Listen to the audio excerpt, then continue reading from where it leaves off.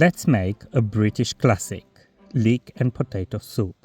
To start, in a large pot, add 2 tablespoons of olive oil, followed by 70 grams of unsalted butter.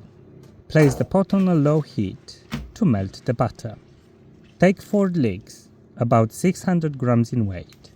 Cut them down the middle and wash them thoroughly under the cold tap, making sure to wash between each leaf. I like to keep the end on so it holds the leek together. Roughly chop the leeks as you see in the video.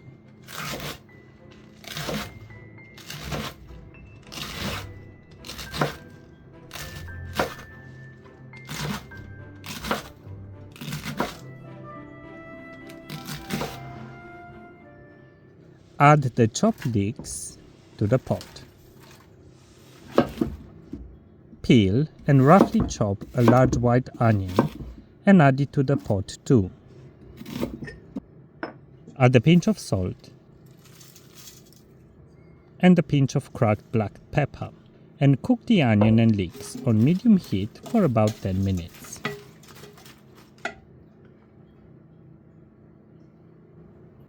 Meanwhile, wash and clean 600 grams of potatoes.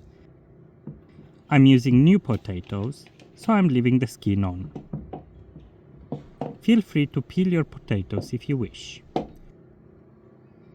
Cut the potatoes in large chunks.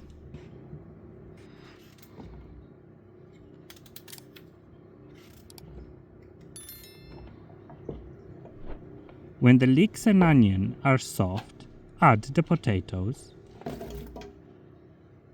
1 tablespoon of vegetable stock granules. Use real stock instead of water if you have it.